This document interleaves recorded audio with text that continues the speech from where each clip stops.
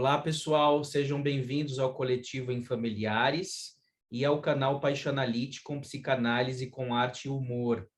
O vídeo de hoje é um vídeo de interface entre o canal Paixonalíticon e o Infamiliares. Nosso tema de hoje é: quem é o autor de Democratizar a Psicanálise? Um bate-papo com Érico Andrade sobre formação psicanalítica. Um encontro especial aqui. Eu sou Daniel Hammer-Huisman, psicanalista. Temos o Érico Andrade também, nosso convidado de hoje. Ele vai se apresentar, vai falar um pouco do percurso dele, por que ele escreveu esse texto, vai se apresentar para a gente. Temos o Fábio Dalmolin, que é psicanalista também, e o Luiz Carlos Petri também, que é psicanalista, e depois eles vão falar um pouquinho deles aí, a partir das colocações que eles forem fazendo em relação à fala do Érico. Então, o nosso objetivo aqui no vídeo de hoje é o objetivo de conhecer o Érico Andrade, né? Levar, digamos, um tanto da discussão que existiu aí no jornal, né, na Folha de São Paulo, em relação ao texto que ele escreveu, né, para um outro âmbito, que é um âmbito mais, talvez, psicanalítico, no sentido da gente escutar a enunciação, né, do Érico Andrade. O que quer dizer isso? Ou seja, a gente poder entender, acompanhar o lugar de fala do Érico Andrade, né? Porque os críticos do Érico Andrade, nos textos, tanto no jornal como fora dele, não sabiam muito bem, na minha opinião, dentro da minha leitura, qual era o lugar de fala dele. Ficou uma discussão muito sintética, porque os textos eram curtos no jornal, e isso pode dar margem a uma certa precipitação. Então, nosso objetivo é, bom, vamos falar de psicanálise, de formação, para todo mundo ver, de repente, que a gente tem muito mais semelhanças do que diferenças, e mesmo as diferenças não precisam se tornar litígio, briga, qualquer coisa nesse sentido. Então, nosso encontro de hoje ele tem um caráter conciliatório, o que não quer dizer que todos nós aqui pensemos da mesma forma, e nem que os nossos internautas, as pessoas que vão nos assistir, também concordem com a gente, mas o nosso encontro, de modo algum, ele é belicista, ao contrário. A gente quer trazer à tona o sonho do Érico Andrade. Por que ele acha que a psicanálise precisa ser democrática? De onde ele tirou isso? Qual é a dor do Érico Andrade que fez com que ele tivesse a motivação de escrever esse texto, um texto público, num jornal de alto impacto, né? Por que ele fez isso? Isso até agora não foi circulado, né? Não teve oportunidade de aparecer. Então, nós estamos aqui para dar voz ao sujeito. Vamos escutar os outros e transformar vidas, como diria o Christian Dunker, inclusive no livro dele, O Palhaço e o Psicanalista. É para isso que a gente está aqui. Então, Érico, seja bem-vindo, meu caro. Está com a palavra. Maravilha, gente. Primeiramente, é uma alegria enorme estar com vocês. É um prazer poder falar de psicanálise, uma coisa que me motiva, me atravessa e certamente constitui minha existência. Eu tenho uma formação forte em filosofia, fiz doutorado na Sorbonne, fiz a graduação e mestrado aqui em Recife, na Universidade Federal de Pernambuco, na qual eu sou professor hoje, mas fiz doutorado na Sorbonne, onde eu estudei muita epistemologia e ciência do século XVII. Isso faz um bom tempo, né? Esse ano vai ser 16 anos que eu defini meu doutorado já. Eu defini muito jovem, né? Dá para perceber quem está vendo aí.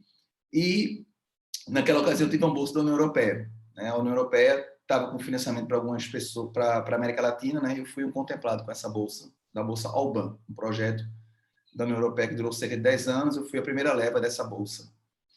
E sempre tive um interesse muito forte pela psicanálise. Na graduação, no mestrado aqui em Recife, eu já fazia cadeiras de psicanálise na universidade. E depois desses anos de defesa do doutorado, dentro da minha pesquisa sobre a filosofia do século XVII, eu fui migrando das questões sobre a ciência para as questões sobre os afetos. Então, eu comecei a promover uma reflexão na filosofia moderna relativa aos afetos, e essa reflexão ela foi se concatenando, foi se juntando a outras questões que eu venho trabalhando também, a respeito, por exemplo, das questões raciais. Então, eu fiz um movimento de, dentro da filosofia, fazer uma crítica ao racismo na filosofia. Foi um texto que eu escrevi numa revista de Minas Gerais, Critério, uma revista importante no Brasil de filosofia, uma das mais antigas. E nessa revista eu dizia que o iluminismo tinha uma componente racista, e a filosofia moderna também. A partir daí, então, eu comecei a pensar que os afetos devem ser mobilizados desde uma perspectiva também psicanalítica. E aí, obviamente, fazer análise pessoal, faço ainda hoje, né? Faz 8 anos que eu faço análise. E eu sempre tive um interesse pela psicanálise, e esse interesse foi ganhando corpo, e eu cada vez mais com autonomia de pesquisa na universidade, fui me interessando, e então tomei a iniciativa de me associar a um instituto, né? A uma associação, no caso, o Círculo Psicanalítico de Pernambuco, porque naquela ocasião a informação que eu tinha que era uma instituição aberta, e de fato se mostra aberta, né? Eu fiz, portanto, alguns cursos lá de grupos de estudo, né? Fiz vários grupos de estudo, sobre clínica especialmente. Sempre havia um problema para mim, porque eu, como sou filósofo, como é que eu vou atender alguém, né, sendo filósofo? Então, isso era um problema enorme, do ponto de vista da prática, na clínica, mas eu continuei lendo, na universidade, ministro cadeiras de psicanálise, mas chegou um momento que eu me associei ao círculo, ou seja, eu passei a integrar o corpo do Círculo Psicanalítico de Pernambuco, como sócio, e dei entrar na formação e comecei a atender, né? Eu comecei a atender as pessoas, e eu comecei o atendimento numa instituição aqui em Pernambuco que se chama Gajop. É uma instituição que trabalha com pessoas que estão ou em conflito com a lei ou que foram pessoas vítimas da polícia, vítimas do Estado. Então, um público de pessoas muito vulnerabilizadas, muita gente negra, casos muito dolorosos e difíceis. E eu fazia um atendimento que inicialmente era emergencial, no sentido que algumas pessoas estão em alto sofrimento e você estava lá prestando sua escuta numa questão mesmo da urgência, mas depois algumas pessoas dessas entravam no processo psicanalítico de fato e passavam a ter atendimento semanalmente, como nós fazemos normalmente em nossas clínicas. Então, a partir daí, eu tive essa experiência que pulsava em mim já, esse desejo de cuidar das pessoas. Ele foi realizado a partir do momento que me associei também ao Gajop, que é uma ONG, né?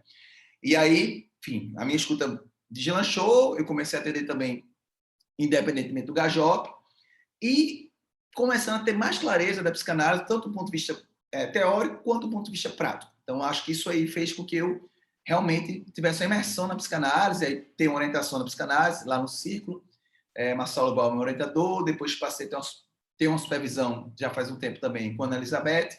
Então, eu comecei a construir um espaço dentro do Círculo de prática psicanalítica. Entretanto, na própria comunidade na qual estou, o Círculo Psicanalítico, é notável que não existe praticamente pessoas negras. Eu sou com mais 2 pessoas, exceção. E eu começava a ver os congressos de psicanálise no Brasil, né, vendo as pessoas que falam de psicanálise no Brasil, e eu estava percebendo que era um tom monocromático, né? E esse tom monocromático do Brasil, ele reflete, obviamente, uma desigualdade que no nosso país é estrutural e que no nosso país coincide com o racismo que a gente está chamando hoje de estrutural. Em outras palavras, eu tenho plena consciência que nenhum colega meu, pelo menos das pessoas com as quais eu convivo no círculo, são pessoas racistas no sentido que elas estão lá contra as pessoas negras. Isso é, obviamente, pelo menos para mim, fora de cogitação. São pessoas muito parceiras. Mas essa desigualdade racial que é estrutural, ela parece migrar para as instituições psicanalíticas quando a gente percebe que nesse corpo não tem pessoas negras praticamente. Não ter pessoas negras no corpo da psicanálise, das grandes instituições, significa muito, diz muito. Diz do quê? Diz uma exclusão. Diz uma exclusão histórica dessas pessoas negras. Então, não é que ninguém, dentro das instituições de psicanálise, cada pessoa dessa individualmente seja dizer, não, eu sou contra as pessoas negras. Não é isso. A gente tem que parar de pensar do ponto de vista individual. A gente tem que pensar dentro de uma perspectiva institucional e como socialmente a desigualdade foi construída no Brasil. Eu tenho plena consciência de que as pessoas e as instituições de psicanálise no Brasil, elas têm vontade de mudar. Tem pessoas que têm forte engajamento com isso, como a Vera Conelli, no Gerar, enfim, tem vários exemplos no Brasil e na história da psicanálise no Brasil, de iniciativas, no sentido de um atendimento, inclusive, mais popular da psicanálise. Mas o que eu trouxe no meu texto não é apenas sobre a clínica, do ponto de vista de uma clínica social. Foi sobre a formação em psicanálise. É mais radical essa questão. Primeiramente, é importante compreender que clínica social não deve ser entendida como uma clínica que você atende a baixo custo. Eu pago pouco na análise pessoal porque o meu psicanalista ele faz a clínica social. clínica social não deve ser confundida com o atendimento que vários psicanalistas fazem no SUS ou nos CAPs, por exemplo. Isso é ou nos hospitais públicos. Isso é ótimo, é maravilhoso, mas isso também não é necessariamente uma clínica social. Isso é o primeiro ponto que eu queria destacar. O que eu entendo por clínica social não se reduz a essas iniciativas, que são todas elas louváveis, mas clínica social é pensar a psicanálise dentro de uma construção mais radical política que pense efetivamente no processo de democratização da psicanálise. Democratizar aqui significa dizer que a formação em psicanálise pode ser acessível às pessoas. Esse é o ponto do meu texto. Então você pergunta, mas Eric, por que você quis escrever isso? Eu achei essa tua pergunta extraordinária, que foi a pergunta própria da análise, né? Por que esse desejo? Não é? Por que o desejo de se manifestar dessa forma agora, nesse contexto que é um bacharelado em psicanálise, que é profundamente criticável por uma série de razões que nós podemos, ao longo da conversa, reforçá-las. Essa pergunta eu considero central. Primeiro, só quem faz um ato como esse é uma pessoa que realmente ama a psicanálise, acredita na psicanálise. Porque só quem é capaz de pedir uma democratização da psicanálise é quem, de fato, sabe o poder de transformação que ela nos produz como subjetividade. E o poder de transformação que ela tem também como teoria social e análise crítica, como ela está, de fato, já presente na universidade há muito tempo. Né? Pelo menos desde a escola de Frankfurt, a psicanálise ela migra para a universidade também. O próprio Freud tinha relação com a universidade, então a psicanálise da universidade, do ponto de vista teórico, é uma relação que já faz tempo que existe. Entretanto, o que a gente está falando não é da teoria psicanalítica, é da prática psicanalítica e, mais radicalmente, da formação em psicanálise. Porque eu entendo, eu acho extraordinário a gente ter projetos de psicanálise na rua, de psicanálise até na favela em alguns contextos, projetos ainda que são incipientes, deveriam existir bem mais, mas enfim, existem. Mas o que eu estou falando não é a gente chegar lá e atender as pessoas pobres. É a gente formar pessoas para que elas tenham autonomia nos seus espaços, constituírem a psicanálise de fato democrática. Então, é nesse sentido que eu tive interesse de me colocar no debate público. Porque quando eu li o texto do Marco Antônio Jorge, eu pensei, tudo bem, estamos de acordo que esse bacharelado é criticado por uma série de razões e certamente ele não condiz com o que a gente entende por psicanálise do ponto de vista histórico, do que se considerou ser a formação em psicanálise, que é basicamente, isso é um ponto comum em qualquer escola, é a análise pessoal, a supervisão e a ligação com a sociedade, que implica estudos, implica também uma mensalidade. Mas tudo isso, numa instituição, mesmo como a minha, por exemplo, que é a instituição em Recife, eu não estou falando nem de São Paulo nem do Rio, custa muito. Custa muito, e não é porque as pessoas estão explorando ou lucrando com isso. Claro que não. Não é isso. Né? Em geral, não. Existem casos que sim, mas eu estou falando do caso na regra. Ou seja, é porque é custoso mesmo. A estrutura como a psicanálise se montou no Brasil, ela tornou uma formação muito custosa. A frase que eu coloquei no meu texto, que muita gente achou errada, que eu disse ter que gastar um carro para psicanálise ou ter que gastar um apartamento, essa frase não é minha, de Cottário Caligari, está no texto dele, Cartas a um Jovem Psicanalista. Não é minha frase, gente. Está na página 30. Então, percebam, essa frase é dele. Ele fala como foi difícil para ele e como ele teve o apoio familiar. Então, quando eu leio um texto daquele, eu tinha acabado de ler esse texto Cotard, na verdade. E eu pensei, poxa vida, será que isso a gente deve naturalizar? Ou será que essa demanda por uma psicanálise bacharelado, que é super criticável, ela não é um sintoma de algo que nós historicamente recalcamos? Isto é, ela é um sintoma desse nosso desejo de não perceber essa desigualdade que a psicanálise termina reproduzindo. Então, o meu ponto é, quando se tem um projeto de uma psicanálise no bacharelado, a gente tem plena consciência de que está equivocado isso, por uma série de razões, tudo que diz respeito à formação. Mas isso é um sintoma. Porque no Brasil, como o nosso país é muito desigual, a universidade sempre foi um meio de acesso para as pessoas menos privilegiadas terem algum ganho. Eu vou dar um exemplo. Minha avó é analfabeta. Era analfabeta, ela faleceu. Minha avó é analfabeta. Era empregada doméstica analfabeta. Minha mãe foi criada por outra família e minha mãe teve a oportunidade, nessa outra família, que também não era rica, era muito simples, de estudar um pouco e ela chegou a fazer a graduação na universidade. Eu sou o único doutor da minha família até hoje, com doutorado. Por quê? Então, o que eu quero dizer para vocês? Então, a universidade, ela termina sendo meio, e sobretudo com a política de cotas, que esse ano é fundamental que a gente defenda, tudo isso facilitou o caminho de muita gente, certo? Então, a universidade ela tem muita contradição, muita dificuldade, mas ela ainda consegue ser um acesso para as pessoas. E as instituições de psicanálise estão começando a tomar iniciativas, mas isso ainda é muito tempo de relação a esse compromisso histórico que nós temos que ter contra o racismo, contra a desigualdade. Então, é nesse contexto que eu desejei escrever para dizer, olha, tudo bem criticar esse bacharelado, mas não é hora também da gente agora ampliar a psicanálise, ser generoso com os leitores e leitoras dos textos, porque para muita gente no Brasil, gente, as pessoas sabem nem que a psicanálise, psicologia, psiquiatria, as pessoas não sabem distinguir essas coisas.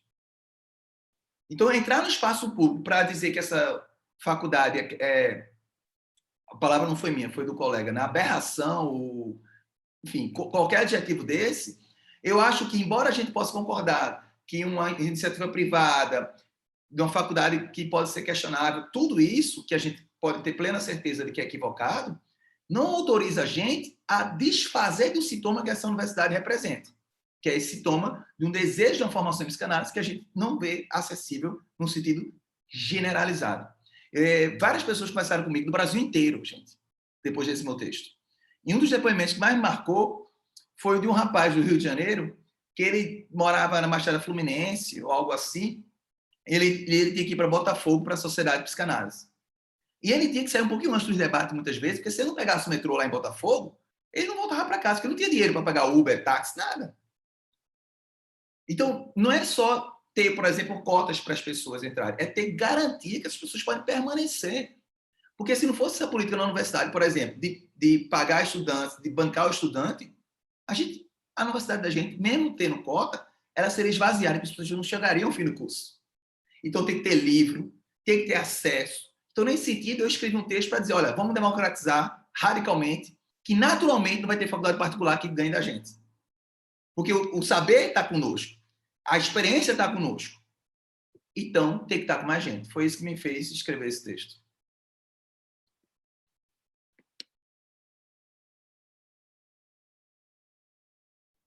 Poxa, muito legal, Érico, realmente escutar o que você diz.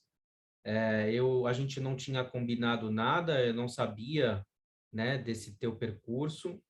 E realmente, assim, o que me reverbera é uma inspiração, né? Um movimento, assim, de luta com a vida, né? De um desejo que se faz pulsante aí, né? Para seguir adiante e vestir a camisa da psicanálise no bom sentido, né? Porque a gente pode, às vezes, vestir a camisa da psicanálise para ficar se defendendo de supostos ataques externos e, com isso, criar uma bolha fechada em si mesma e a gente não olhar para dentro da psicanálise, né? Tem psicanalistas que estão dizendo, ora, falar nesse momento, criticar instituições ou abrir a discussão sobre formação psicanalítica nesse momento é jogar o jogo do inimigo. Eu acho que agora é o melhor momento para a gente falar dessas coisas, porque é quando tá tudo efervescente, porque senão se deixa passar, depois isso fecha e as pessoas passam a não escutar, porque o mundo continua do mesmo jeito, como sempre foi.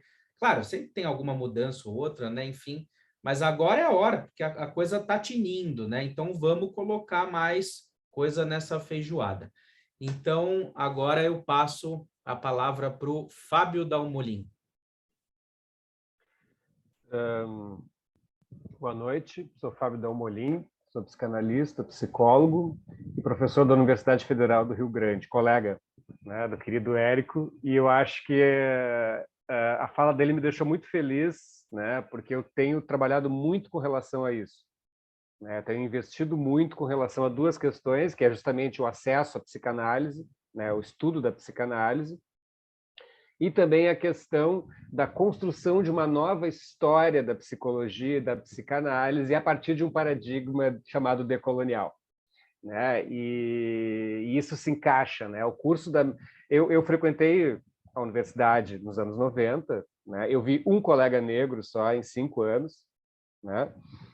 E depois eu vi de perto a criação das políticas afirmativas, que são políticas de um escopo mais amplo, não é simplesmente as cotas, né? Envolve um investimento de bolsa, um apoio ao estudante, né? Também, né, um tensionamento com relação àquilo que isso é o menos, né? Isso é essa questão, isso é o que tem de menos, que é o investimento curricular, né? É um investimento que é a grande tensão que aconteceu com as cotas, foi que o pessoal quilombola, negro, indígena começou a entrar na universidade, mas, né, que tipo de psicologia se estuda, né? E, inclusive, se existe um apagamento, é isso que ele falou da questão do recalcado, né?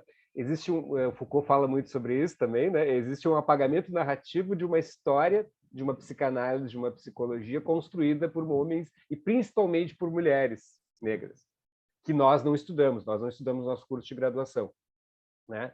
Então, a partir disso, né, com muita briga, com muita luta, né, os alunos e alunas negros e negras começaram a fazer esses tensionamentos que geralmente não eram escutados por muitos professores ou não cabiam no currículo. E eu assumi para mim uma tarefa, né, principalmente a partir de 2018, né, e também porque o curso que eu dou aula, né, em Rio Grande, que é o extremo sul do Rio Grande do Sul, acho que bateu o recorde em alunos e alunas negros que se formaram, 9, né, em psicologia numa turma. Isso é impressionante. É muito pouco, né? Mas é muito, né? Proporcionalmente à razão histórica. Né? E como o Érico falou, né? A política de cotas, hoje ela é insuficiente porque os cursos de psicologia eles estão embranquecendo de novo, né? Porque a política de cotas não é suficiente, é isso que ele falou, né? Quer dizer, o pessoal precisa viver, o pessoal precisa comprar livro, o pessoal precisa chegar na universidade, né? E então é questão estrutural, né? Quer dizer, as cotas vieram junto com uma série de outras políticas que se desmancharam, as cotas ficaram. Isso é até uma coisa meio perversa, tu mantém a política de cotas, mas tu produz um desmanche do país como um todo, e aí a questão do racismo estrutural se amplia, né? Então, o que acontece realmente, né? O que é democratização? A gente pode discutir, né? Democracia não é essa questão só de voto e tal, né? Mas democratização é justamente a amplificação da questão do público, né? Da ideia de que todos nós sustentamos algo que é público. Aí vem essa questão que ele falou, psicanálise na praça, psicanálise na favela. Às vezes a psicanálise na praça reproduz uma lógica liberal, né? Que é eu atender de graça.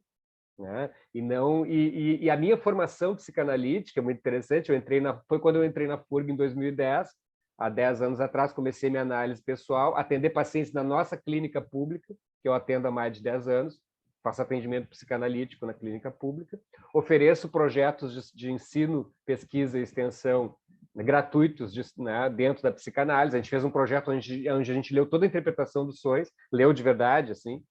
Duvido que alguém tenha feito isso no seu curso de psicologia, né? A gente fez um projeto de extensão nesse sentido. E também eu assumi a disciplina de História da Psicologia, onde eu contei, a partir de Foucault, né, a história da psicologia decolonial. A gente descobre Virgínia Bicudo, a gente descobre Juliano Moreira, a gente descobre Neuza Santos e Souza, Lélia Gonzalez, né? Isildinha Nogueira, né? Então, tu imagina, Virgínia Bicudo foi a primeira pessoa do Brasil a se analisar e ela não era psicóloga nem psiquiatra, ela era socióloga, né? E a psicanálise entrou nos cursos de graduação pela via da psiquiatria. A psicanálise foi para a psiquiatria o que se chama de se chamava, agora nem sei se chama ainda, psiquiatria dinâmica, né? Então, o acesso, né, a formação psicanalítica ele é pela via da universidade, basicamente, pelos cursos de psicologia principalmente. É o grosso, né? O grande escopo dos psicanalistas são psicólogos. Isso aí não tem nem como, né?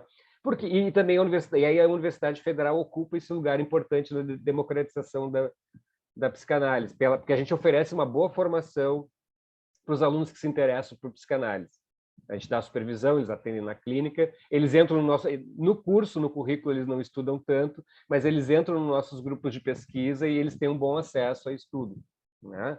É claro que está tudo se precarizando, está tudo ficando difícil, o acesso às pessoas negras e pobres está ficando mais difícil de novo na universidade, né? Então, essa questão é importante. Então, justamente a questão do bacharelado, né? Muitos cursos de psicologia já cumprem a função de bacharelado em psicanálise, né? E na universidade pública, principalmente. Agora, a questão do poder e tal, isso aí a gente resolve outra hora, mas que tem que ter um comprometimento do dinheiro público, né, na formação de psicólogos, na entrada dessas pessoas que têm menos acesso aos cursos de psicologia. Isso é a verdadeira democratização da psicanálise. né? E eu acho que isso não tem que ter a ver com, desculpa, com instituições psicanalíticas. Isso é algo do público. Isso que é o verdadeiramente democrático. Agora, eu dar desconto em mensalidade, oferecer terapia mais barata, só se for para todo mundo. Tem que ser para todo mundo, né? É que nem aqui em Porto Alegre agora, os caras têm das 6 às 8 da tarde, os bares fazem chopp em dobro. E aí o chopp tem o seu preço justo, né? Por que tu não oferece um chopp mais barato para as pessoas, né? Do que simplesmente, então, né? É a mesma coisa. Em vez de eu fazer uma política de cotas dentro das instituições, não, gente, vamos discutir a estrutura mesmo. Não pode, cara, tu atender a R$500. Ninguém deve cobrar R$1.400 por um atendimento psicanalítico, me desculpa. Né? E enquanto as pessoas morarem em mansão e terem Land Rovers, né, isso continua sendo racismo estrutural, né, e não simplesmente fazer cotas ou políticas afirmativas ou coisa parecida. Era isso. Muito obrigado. Parabéns, Érico, pela coragem do texto. Um prazer te conhecer.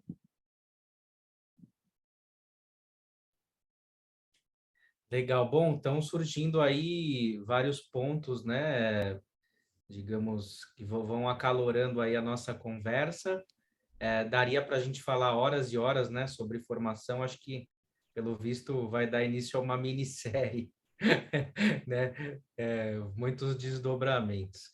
Vamos lá. Agora eu passo a palavra para o Luiz Carlos Petri. Muito boa noite, colegas, Érico, Fábio, Daniel e as pessoas que estão assistindo aqui. Meu nome é Luiz Carlos Petri, eu sou professor emérito da Pontifícia Universidade Católica de São Paulo, sou filósofo, psicanalista e topólogo. Fui convidado pelo grupo, tenho uma interação com o grupo em Familiares há bastante tempo, e a participar dessa discussão. Eu tenho algumas questões que eu gostaria que o Érico pudesse tomar, não digo responder, mas tomar como gancho para poder fazer a sua reflexão. A primeira, assim, eu acho que eu posso colocar que está relacionada com a própria formação em psicanálise do Érico. Eu gostaria de lembrar, assim, que o Círculo Freudiano é a primeira instituição no Brasil que vai aplicar de forma linear e clara a questão da análise leiga de Freud no Brasil, né? Porque o Círculo Freudiano no Brasil é instituído no Rio Grande do Sul com a vinda do Caruso, trazida pelo filósofo, fenomenólogo, filho de Heidegger, né, que fez seu pós-doutorado com Heidegger, Ernildo Stein, que foi meu orientador e com o qual eu trabalhei durante 7 anos como secretário pessoal técnico dele, né? E com isso, a primeira instauração dessa questão do círculo freudiano é junto com uma comunidade pluralista de psicólogos, psiquiatras, médicos, filósofos, etc., né? No qual, inclusive, o professor José Luiz Caon, que foi professor do Fábio na URGS, chegou a fazer parte numa época, né?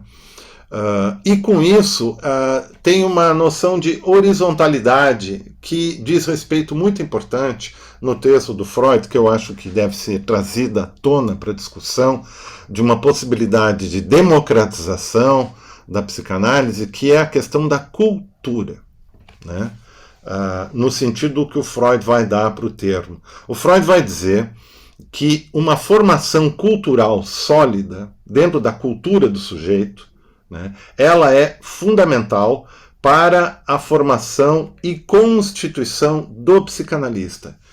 E a técnica, não é que a técnica não é importante, ela é importante, mas a técnica vai se dar no processo de formação dentro da universidade. E por isso que o Freud vai dizer, aquele sujeito que faz filosofia ou fez letras, ele é muito mais preparado para entender o que a psicanálise está falando e quer dizer, e entrar no espírito da psicanálise, de um Hoffman, do Homem de Areia, né, etc., do que muitas vezes alguém que está simplesmente orientado para uma disciplina que trabalha o corpo humano ou o sujeito humano a partir de especialidades, no caso, né? Então, isso não quer dizer que a psiquiatria não possa trabalhar com a psicanálise? Claro que pode. Mas a gente vê, assim, eu tenho vários amigos meus, psicanalistas, que são de origem psiquiátrica, e a gente vê o esforço que eles têm que fazer depois da psiquiatria para dominar o panorama cultural da própria psicanálise que exige da gente, né? Aquela coisa da formação permanente que se diz, né? Eu acho que justamente no momento de crise que nós vivemos hoje na cultura brasileira e na sociedade brasileira, política, social e econômica, essa questão ela é uma questão importante e ela não é uma questão pontual, ela é uma questão de fundo. Na década de 80, havia, no começo da década de 80, toda uma discussão sobre a psicanálise sendo possivelmente levada às populações carentes. Dentro desse processo das chamadas clínicas populares, se discutiu também muito essa questão que seria da autorização de um sujeito analisante, por exemplo, da vila, na favela, etc., de se tornar psicanalista. Por quê? O exemplo que eu lembro que uma vez foi dado pelo professor José Luiz Caon, isso em 1982, mais ou menos, era o seguinte: se o barbeiro pode existir na vila, o psicanalista também pode surgir lá, dentro de determinados conceitos e situações. Não que a formação do psicanalista seja uma formação empírica, simplesmente, né? Mas sim que pode acontecer que nós tenhamos um movimento no qual algo pode se dar, né? E eu acho isso muito interessante porque afeta a própria questão das instituições psicanalíticas. E retomando aqui um pensamento de um grande psicanalista brasileiro ainda vivo da sua cidade, do Recife, né, o Jacques Laberge, que é um jesuíta, que é quem traz a psicanálise lacaniana para o Brasil, né, na realidade, ele vai dizer que o psicanalista ele tem que ter muito claro no qual objetalmente, externamente e internamente o seu narcisismo está investido. Se é numa pulsão de poder, se é numa pulsão econômica, se é numa pulsão de conhecimento. Claro que Freud vai traçar várias pulsões, né? E a pulsão de conhecimento é uma pulsão que está próxima à ideia da democracia, que é a ideia de partilhar e discutir com o outro, né? E a gente sabe muitas vezes que, inevitavelmente, todo processo institucional em nossa cultura, né, ocidental capitalista, quando ele se organiza, ele é atravessado pela superestrutura econômica e pela necessidade da manutenção desses aspectos. E muitas vezes nós somos subsumidos por essas estruturas. O que eu acho que, na realidade, discutindo um pouco essa questão, na psicanálise a gente não pode falar em classe, né? Os psicanalistas não constituem uma classe de trabalhadores, né? Porque eles não têm um patrão, começa por aí, né? Mas eles podem formar aquilo que o Max Weber chama de estamento. E como estamento, eles entram num tipo específico de elite que é não intelectual, mas uma elite dentro de uma organização geral, né, no caso. E as elites vão prescrever as regras, os fundamentos e os ditames que vão regular as ações e o poder de cada um dos sujeitos dessa instituição ou das instituições paralelas e dizer aquilo que é o lícito e não lícito dentro do ponto de vista moral. Agora, encerrando essa parte, eu gostaria de colocar esse curso de graduação, a gente pode dizer que ele é uma aberração ou qualquer outra coisa, mas eu gostaria de dizer uma outra coisa, que é o seguinte: ele é um contrassenso. Um contrassenso. Por vários aspectos. Ele é uma contradição, né?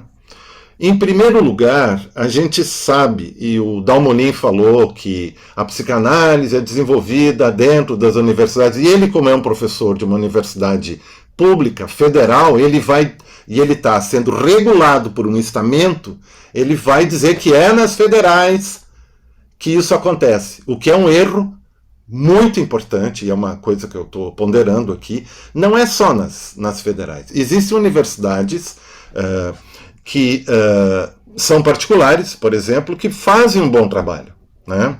Em termos de formação psicanalítica, com psicanalistas formados, doutores, que têm pesquisa fazendo isso, aquilo. Mas há outras universidades que não são particulares, que são as chamadas universidades confessionais, que são as da Igreja Católica. Eu dou o exemplo da Pontifícia Universidade Católica de São Paulo, por exemplo, que tem um departamento de psicanálise lá dentro, tem um departamento de psicanálise no curso de psicologia, né? E aonde o Berlink trabalhou dentro da pós-graduação, Manuel Berlink, no mestrado e doutorado, aquela coisa, né? E também tem a Unicinos, no Rio Grande do Sul, né? Que é um excelente curso de psicologia, né, que é muito antigo, fez esse ano agora, passados 50 anos, e que a psicanálise sempre foi muito incentivada lá dentro, porque é um hábito dos jesuítas. Lembram que eu falei que o Laberge é um jesuíta, né? Tá? Os jesuítas, muitos fazem análise e levam o pensamento psicanalítico, né? O Richardson, por exemplo, né? O Willem Richardson, que eu tive o prazer de trazer ele para São Paulo, lá na PUC, junto com o Loparic, e o Stein, aqui no Rio Grande do Sul, foi um grande psicanalista de origem jesuíta e que trabalhava as relações entre a psicanálise lacaniana e a filosofia, né? Que tem um trabalho muito interessante, lendo os escritos de Lacan e outros trabalhos, né? E que esteve na banca do Alphonse de Valens, né, com o famoso livro que o Lacan elogia tanto, esse trabalho, que é o Psicose, né? Na universidade existe pesquisa psicanalítica de alto nível, como, por exemplo, citando aqui o colega, né, o Fábio Dalmolin, né, faz a pesquisa dele, outros colegas fazem pesquisa, e ela é diferente daquilo que a gente vai falar de discurso universitário, dentro do jargão empobrecido lacaniano e tal. Mas acontece que os elementos, eu acredito, agora, eu andei pensando muito sobre essa questão desde que ela foi trabalhada, que motivaram a proposta de uma graduação que é um bacharelado, e lembrem-se, um bacharelado tem pela finalidade estrutural formar pesquisadores e não práticos, né, na universidade. Essa é a estrutura, né? Esse bacharelado, ele talvez esteja associado a outros aspectos importantes que nós temos vivenciado no Brasil nos últimos 20 anos. Vou citar dois deles. A reiterada colocação no Congresso Federal da tentativa do estabelecimento da profissão de psicanalista, que sempre foi defendida e veiculada pela chamada banca evangélica. E o segundo é a crescente organização de instituições e movimentos e situações onde a psicanálise era cooptada pelos movimentos evangélicos neopentecostais no Brasil. Tá? Então, isso eu acho que a gente não tem como saber, eu só estou falando assim porque eu fui vendo os aspectos que foram aparecendo, né? Não se trata especificamente somente de uma questão programática dentro da universidade. Para vocês terem uma ideia, a Pontifícia Universidade Católica de São Paulo tem uma especialização em psicanálise. Ela tem duas, na realidade. Ela tem uma chamada Semiótica Psicanalítica. Eu sou um dos autores desse projeto, junto com o Oscar Cesarotto, o Márcio Peter de Souza, e a Lúcia Santaella e o Sérgio Bairo, né? Que ela tem, gente, ela deve ter uns 15 anos já, para vocês terem uma ideia. Dura 2 anos, etc. e tal. A PUC também tem o SEDES Sapientae, que é separado administrativamente da PUC, mas faz parte da organização da Fundação São Paulo, e que tem a formação em psicanálise lá dentro, né? Onde acolhe psicólogos, filósofos, engenheiros, psiquiatras, médicos, etc., desde que eles tenham em 2 níveis. Num nível cultural, um grupo que tem 2 anos, né? E num nível de formação clínica, a pessoa tem que já ter a prática clínica dentro de uma instituição para fazer o percorrido, né? Lembrando, assim, nesse caso, por exemplo, que eu acho muito interessante, de uma autora inglesa, que não é inglesa na realidade, mas ela trabalhou na Inglaterra, e que não tinha universidade. E que Freud apoiou o trabalho dela, né? Que é a Melanie Klein. A Melanie Klein não tinha formação universitária, ela tinha formação como professora primária, né? Que era um técnico, no caso. E ela é um dos pilares da psicanálise depois de Freud, né? Um trabalho interessante. Então eu queria deixar essas questões aqui para você poder ponderar, junto com isso que o Fábio colocou, né? Que eu acho que são interessantes, né? Lembrando assim, a Unicinos também tem uma especialização em psicanálise, que originalmente foi criada pelo Mário Fleig, por mim e pelo Ernildo Stein, né? E que agora foi retomada e trabalha, que é uma especialização. Quer dizer, então, nesse sentido, assim, eu me pergunto, nós podemos ter especializações em psicanálise, um doutorado em psicanálise, que a gente sabe que tem, né? O meu doutorado, especificamente, na PUC de São Paulo, ele é um doutorado entre a filosofia, a psicanálise e a semiótica, no caso, né? Então, são questões bastante complexas, né? E lembrando uma discussão que o Lacan tem no seminário 16 ao 18, né, sobre a questão da mais-valia, né, que eu acho que deveria ser retomada nessa discussão do contexto, que ele vai levar para mais gozar, né, que existe talvez um elemento de usufruto e de benefício que nós não estamos verificando claramente aí, né, considerando que, como acho que foi o Fábio que falou, né, que o grande número de psicanalistas são psicólogos.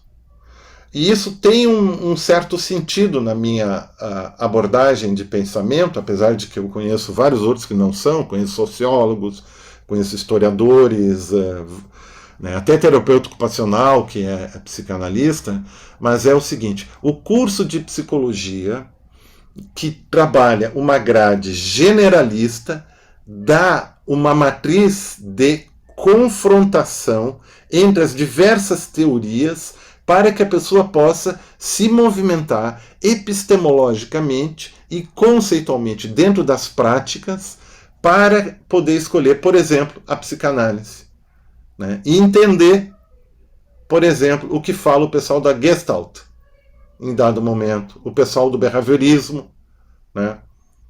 E assim por diante. É isso aí, gente.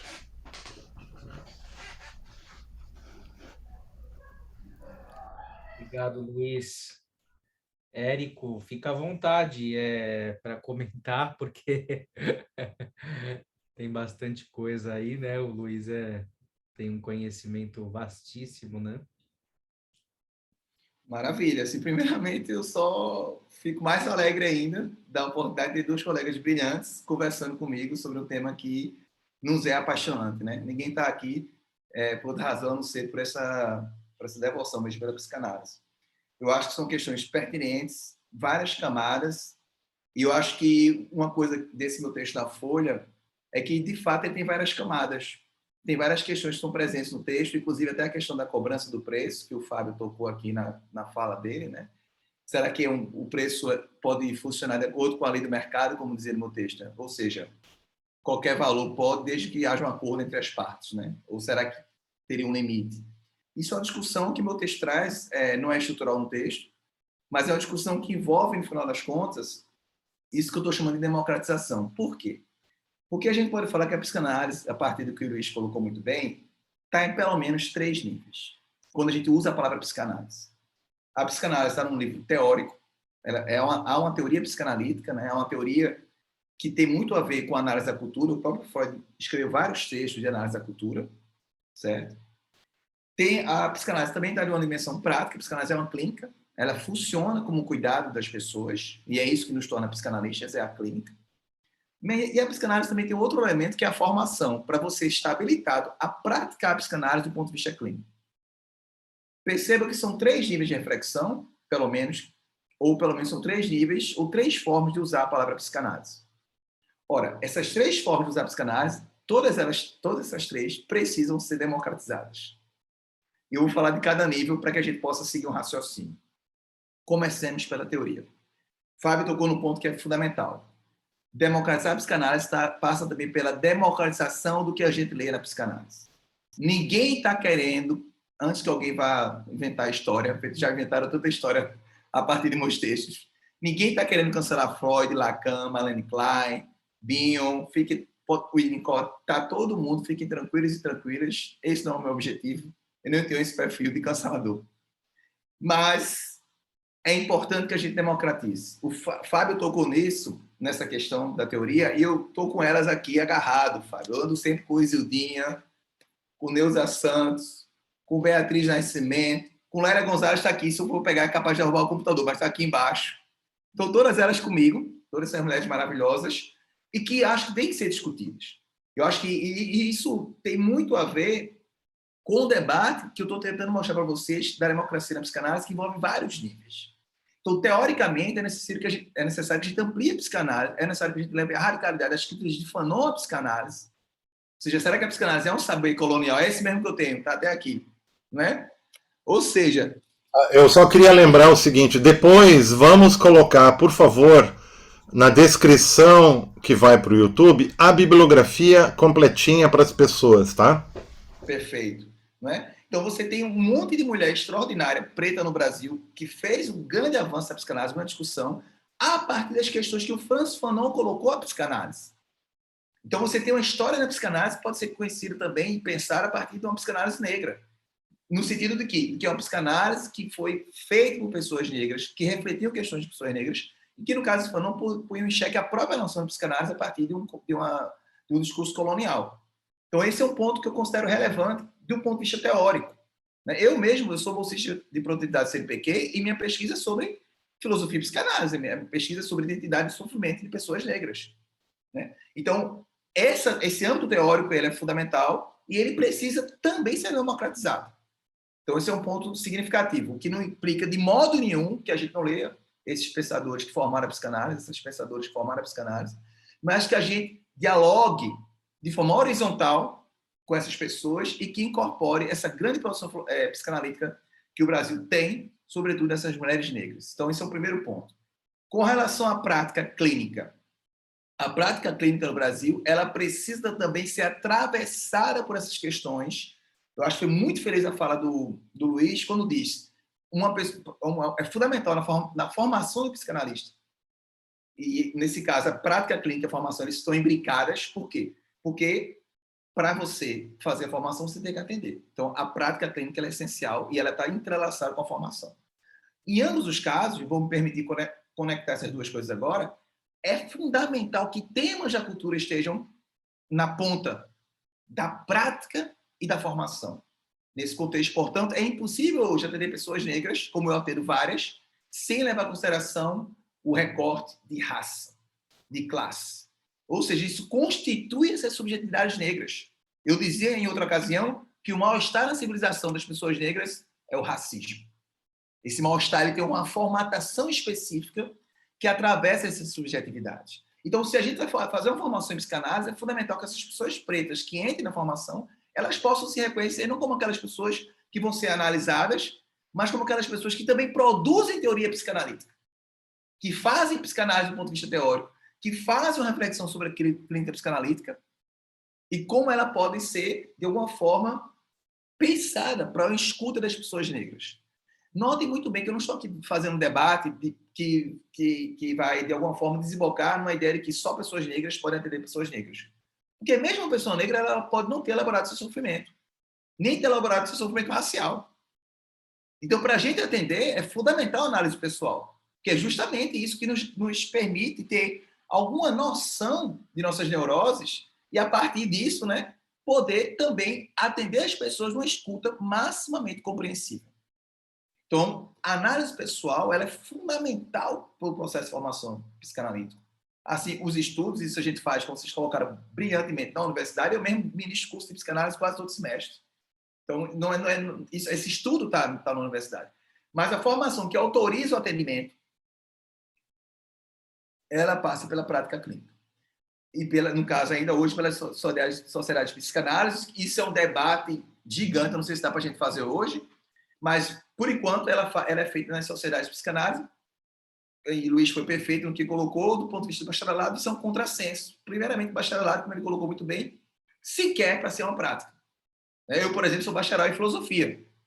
Eu não fiz licenciatura, por exemplo. Então, isso é um contrassenso dentro da lógica universitária, primeiro ponto. Então, é um contrassenso dentro da lógica universitária. Eu gostei desse termo, contrassenso. Ele é mais preciso e, eu diria, até mais correto também. Então, contrassenso. Segundo ponto, mesmo que fosse não houvesse contrassenso, mas vamos ter a psicanálise agora na universidade. Isso também não é óbvio, por quê? Porque a psicanálise, ela não necessariamente se rende ou se adequa à burocracia universitária, com seus trâmites de prova, enfim, de uma série de questões que não necessariamente vão estar, diríamos assim, sendo condizentes com o que se pensa na formação de psicanálise. Então, esse é outro ponto bastante relevante no que diz respeito a uma crítica a uma formação psicanalítica na universidade, e aí uma crítica mais radical do que uma crítica apenas que, diríamos assim, faz uma espécie de ad hominem, né? Ataca a universidade, ataca quem é caça-níquel, ataca isso, ataca aquilo outro, mas a discussão, a gente sabe, nós somos de psicanálise, tem que ser mais profunda e envolve várias camadas. Acho que o Luiz trouxe isso muito bem. Então, meu ponto é, a democratização da universidade, da psicanálise, ela passa pela democratização de vários aspectos. Então, acho que o meu texto, talvez ele tenha causado celeuma, por um lado, mas, por outro lado, também ele trouxe a oportunidade da gente fazer uma reflexão mais ampla sobre a democratização da psicanálise, e o momento, acho que o Daniel colocou isso, é esse. É o momento que a psicanálise vai para a rua e diz, olha, bacharelado é um absurdo, é uma aberração. Ora, nesse momento, qual é a nossa contrapartida como psicanalistas, como instituição psicanalítica? É dizer o quê? Vocês são um bando de lunáticos que não entendem nada do que é psicanálise e estão cancelados? Ou a gente vai pensar o seguinte, olha, o que é que eu, como instituição psicanalítica, vou fazer para promover uma radicalização da democratização da psicanálise? Porque só existe isso porque, historicamente, e aí quem Luiz conhece muito bem isso, as instituições não foram plenamente satisfatórias no que diz respeito ao acolhimento dessa diversidade que é o Brasil.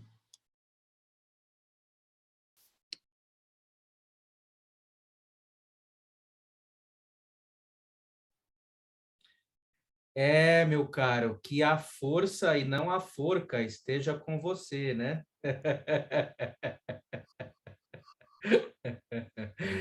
Sem dúvida, né, Érico? E eu lembrei agora também do livro do meu amigo Leandro dos Santos, que eu até resenhei esse livro, ele me convidou para eu resenhar esse livro na Sociedade Brasileira de Psicanálise de São Paulo, que pertenceu ao meu avô, que é filiado à IPA, né?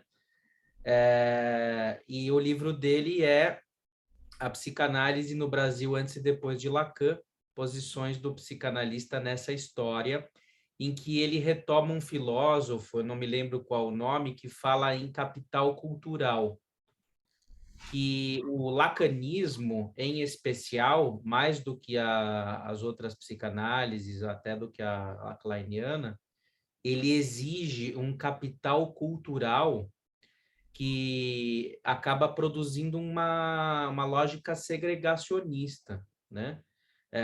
Por conta do hermetismo e da quantidade de bagagem, não só da compreensão do texto, mas a quantidade de bagagens filosóficas, humanísticas, né? Que o Lacan traz, né? Então, é um desafio para nós que, digamos, gostamos aí do Lacan, de democratizar o bom Lacan, a qualidade do pensamento dele, né? E de trazer isso de maneira acessível para as pessoas, sem que caia numa banalização de jargões e repetições assim de verbete de dicionário também, né? E muitos lacanianos, ao longo dos anos, em função do contato com os jovens, foram percebendo que eles precisam moderar a linguagem. Então, existe uma tentativa de vários ângulos, eu vejo, tanto dentro como fora das instituições psicanalíticas, de democratizar a psicanálise, né? Tem várias tentativas, né, de fazer isso, e elas são bem-sucedidas até certo ponto, na minha opinião. Claro, tem casos e casos, eu não vou ficar enumerando aqui, até porque eu não conheço todas, né? Eu também reconheço a minha ignorância, mas dentro do meu percurso aí na psicanálise eu consigo observar isso, né? Então, aqui a gente não está satanizando, né? Digamos, instituições, pessoas, grupos e tal. A gente está tentando fazer uma leitura de um sintoma, de uma estrutura, de uma história da psicanálise no mundo e no Brasil, que é cheia de percalços, cheia de dificuldades, e o quanto os psicanalistas podem fazer ou não resistência ao neoliberalismo, digamos, a uma invasão, né, das segregações sociais que nós vivemos, né, para que ela não reduplique isso com as pessoas. No fundo, a gente está pensando isso, né? Como que o psicanalista ou os psicanalistas podem fazer algum tipo de resistência ou de exceção, ao menos parcial, não completa, não, acho que seria impossível, mas pelo menos parcial, a um sistema segregacionista, racista, enfim, que tem todos esses atravessamentos que nós estamos conversando aqui. Bom, o Luiz, acho que abriu o microfone, pode falar, Luiz. Eu acho que... Obrigado, Daniel. Eu acho que a questão é bastante complexa e ela tem vários elementos que conversam entre si, mas que demandaria, assim, uma situação bem mais extensa do que nós temos hoje aqui. Um deles seria a questão da ciência, a psicanálise como ciência, né? Que é uma das aspirações de Freud, né? E de Lacan, inclusive, né? De um certo aspecto. Não, Lacan não, tem que entender o que é essa ideia de ciência, né? Eu estou falando uma ciência pós-newtoniana, no caso, né? Não empirista, né? E toda a discussão que Freud vai realizar com a estética transcendental de Kant e que Lacan vai continuar. E que ele não vai achar a solução, mas a solução existe e ela foi desenvolvida pelo intuicionismo matemático do século XIX por Brouwer, né? Essa é uma das questões, mas uma questão que está fora da nossa alçada no momento. Mas a questão da democratização da psicanálise, ela passa, na minha opinião, por uma série de camadas de articulação social. A psicanálise no SUS, por exemplo, no Sistema Único de Saúde, como um elemento fundamental, né? Não disfarçadamente na presença de um psicanalista, como nós temos, eu conheço pessoas que estão nos CAPs, nas UBSs, etc., mas como ação efetiva da psicanálise na promoção da saúde pública, no caso, né? Isso é uma das questões, né? A outra é aquilo que nós falamos, né? Que são esses movimentos espontâneos que começaram a surgir a partir do trabalho do George Broyd, né? E de outras pessoas, e também dos argentinos que já também faziam isso, né? As rodas de chimarrão do Moffat, que tem formação em psicanálise como a Sota, né? E eu acho que é muito importante isso. Mas, assim, eu acho que a ideia de um bacharelado em psicanálise é um contrassenso, porque ela tenta demolir uma outra coisa que às vezes a gente não está prestando atenção, que é a ideia do bacharelado em psicologia, que é algo super importante no Brasil, que é algo que tem que ser defendido como algo de suprema qualidade, né? Inclusive, só um comentáriozinho, Luiz, em relação a isso. Eu lembro que psicologia são 5 anos. E só que o bacharelado em psicologia você recebe ao fim do 4º ano.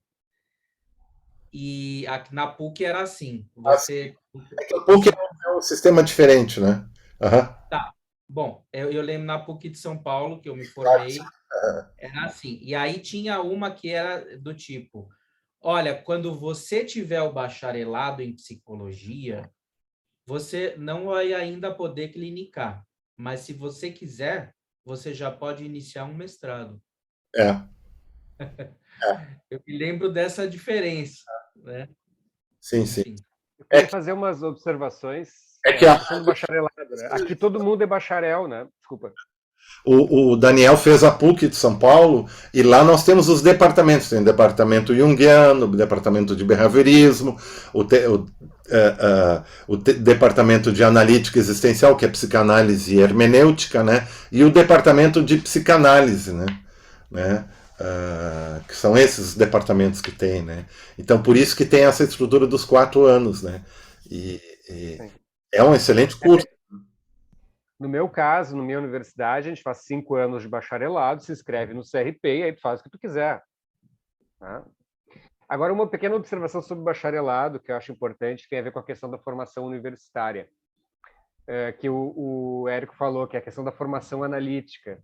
Né? E a grande questão, né, gente, aí a gente tem que mexer, outra seara que a gente entra, que tem a ver com o racismo também, porque esse modo de produção universitária, acadêmica, ele é colonial. Né? Mestrado, doutorado é uma construção branca colonial. Né? Eu me lembro que eu vi uma vez uma palestra com uma militante bem interessante desses movimentos, assim, né, do movimento negro. E ela falou assim, não, mas na minha aula tem comida, a gente faz roda, sabe, tem conversa. Eu também eu comecei a adotar isso, assim, minhas aulas todas são roda, com comida, né? E eu procuro trabalhar isso. O Boaventura Souza Santos, aquele sociólogo português, ele disse, olha, até a igreja se reformou, mas a universidade não se reforma. Né? Então, a questão do nosso modelo pedagógico industrial, né, mecanicista e tal, que, bom, que aí não tem formação psicanalítica que sustente. Né? Porque, claro, que a formação de um psicanalista é algo bem orgânico, né? Formar um clínico psicanalista. Né? Então, eu procuro fazer isso, entende? Eu procuro oferecer sempre o grupo de estudo, eu procuro tirar a escola de dentro do meu ensino, produzir um desejo dentro do aluno. É muito difícil, é muito difícil. É impossível governar, psicanalizar e educar, né? E fazer desejar. Né? E é muito difícil, mas a gente consegue, a gente tenta, a gente tem que lutar muito com relação a isso. Né? O pessoal estranha muito, é muito complexo, mas é uma batalha que a gente tem que ter também dentro da universidade. Como eu digo, fazendo uma ressalva àquilo que o Petri falou, né? Sim, a questão da psicanálise da universidade, sim, mas a obrigação, né, enquanto política pública de Estado, das políticas compensatórias com relação ao racismo, porque essa é a questão, né? Para o nosso Estado brasileiro, os negros eram objetos por lei. Então, eles não tinham vários direitos, e até pouco tempo, nos anos 30, que puderam frequentar a escola. Né? Isso é muito importante. Então, cabe ao setor público oferecer uma formação pública, isso que é democratizar. Isso que não é, democracia não é voto. Né? Democracia não é democracia é isso, é oferecer um ensino público, que não é gratuito. O ensino público não é gratuito. A gente tem que fazer uma diferenciação com relação a isso. Então, somos nós os responsáveis por isso. E a gente tem que reformar o ensino, a universidade, o sistema acadêmico e tal, porque também é um grande problema. E o outro problema, e aí nós vamos meter o dedo na ferida, é que as associações psicanalíticas estão assumindo esse discurso pedagógico ultrapassado. Né? Quando tu tem um currículo, quando tu tem disciplinas, quando tem professor com doutorado, quando tem revista indexada, né? E aí não é psicanálise, aí tá bom, aí é a universidade dentro da psicanálise e a universidade que é a pedagogia atrasada, acadêmica e tal, que é colonial também no fim das contas, era isso. Na Europa há um movimento todo de grandes intelectuais da universidade contra esses movimentos métricos americanos que foram aplicados no Brasil e que derivam daquela discussão dos anos 90 nos Estados Unidos, que o quanto vale um pesquisador está mostrado pelos índices de publicação e projetos que ele fez, né? E artigos, né? Ou seja, artigos que é uma questão bastante difícil. Os Estados Unidos, Canadá que utilizam isso, né? Mas há toda uma discussão na Europa atualmente contra essa perspectiva, porque se fica repetindo o mesmo e se avança pouco numa pesquisa mais de fundo, né? Interessante notar, acho que tanto você, Luiz, como o Fábio colocaram questões importantes, que, na verdade, eu achei muito boa essa do Fábio agora, a própria universidade ainda tem uma longa estrada para se democratizar, né? Inclusive desde a perspectiva contra-colonial. Eu acho que, além dessa produção, essa burocracia acadêmica, ela é um problema, e muitas vezes a gente quer pegar esse problema e migrar para a psicanálise. Então, alguns cursos de psicanálise, que não é nem esse de bacharelado, mas tem formações de psicanálise que estão sendo abertas o tempo todo.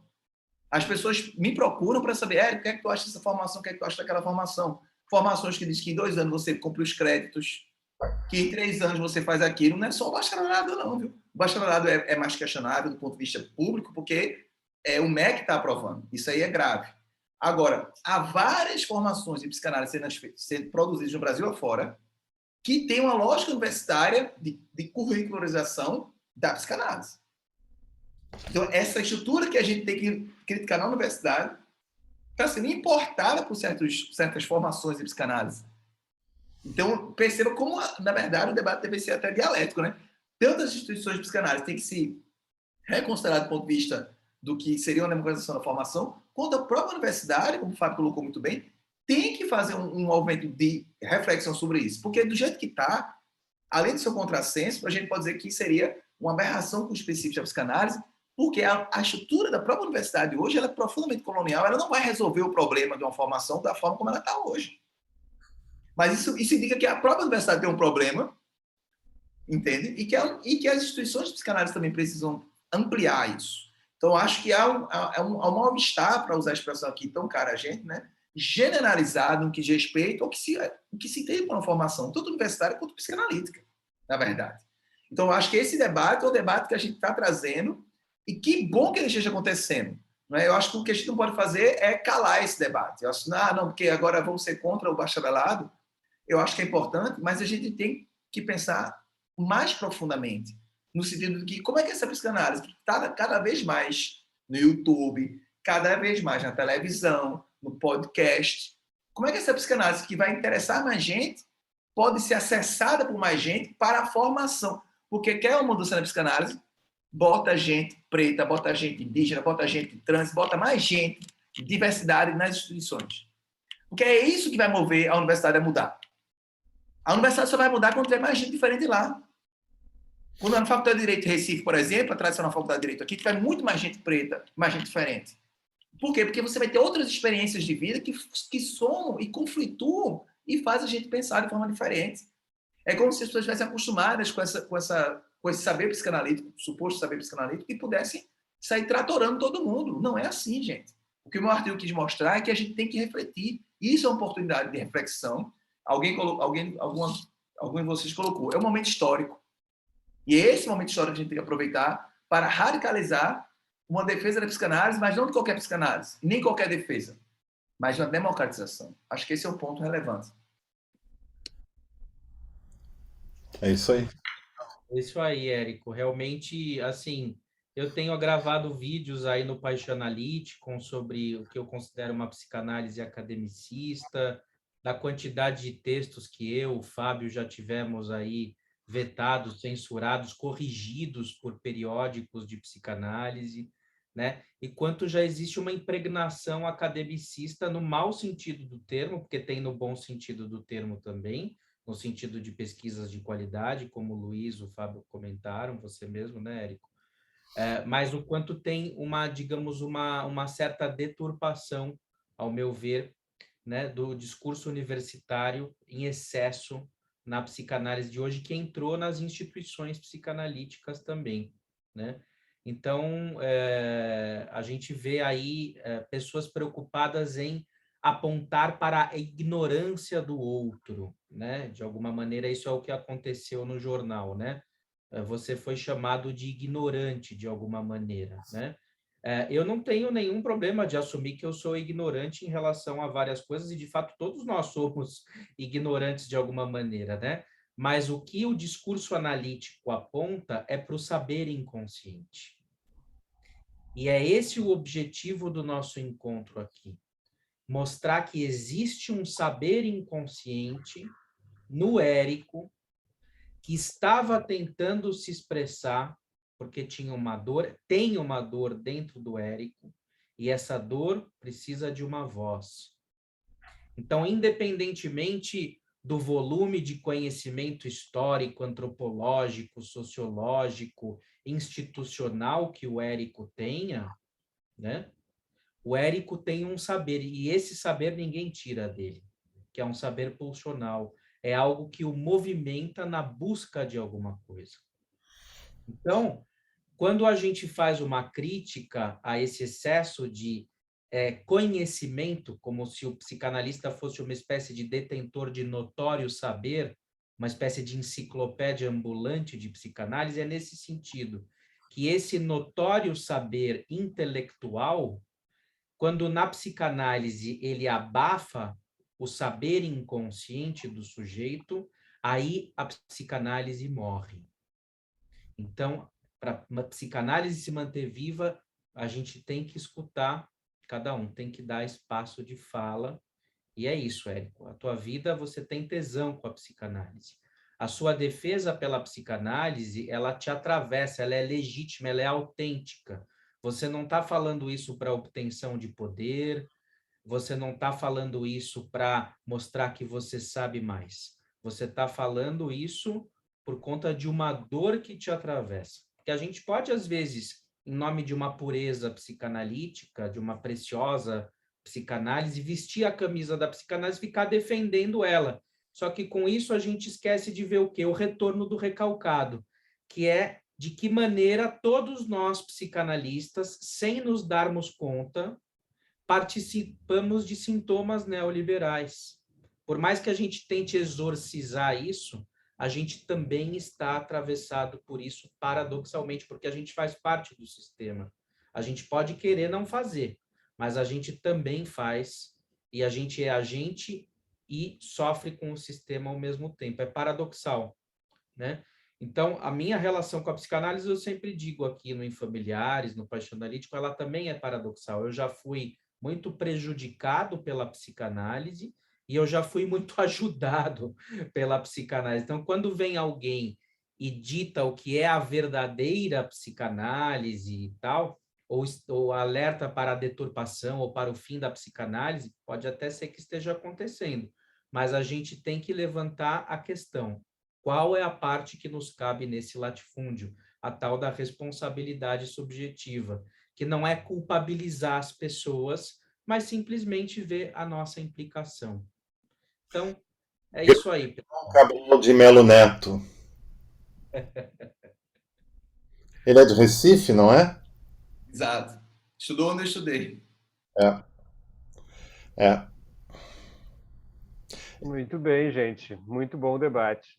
Tá? Fechou? Então, estamos todos iluminados aqui. É uma cova grande, é uma cova rasa, é a parte que te cabe neste latifúndio. Vida e morte severina. Exato.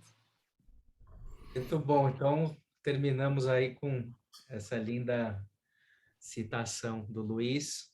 E muito obrigado pela presença, pessoal. Sigam aí nos comentários, entrem em contato. O vídeo vai estar disponível no canal Eu do estou me Infamiliares. iluminando agora com esse debate maravilhoso. Estou iluminado. Vai estar no canal do Infamiliares no YouTube e no canal Paixonalite com Psicanálise com Arte e Humor. Vai estar disponível nos dois canais, tá bom? 2020. Oi, Luiz. O quê?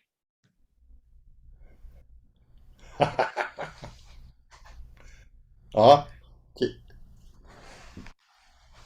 Falou! Isso!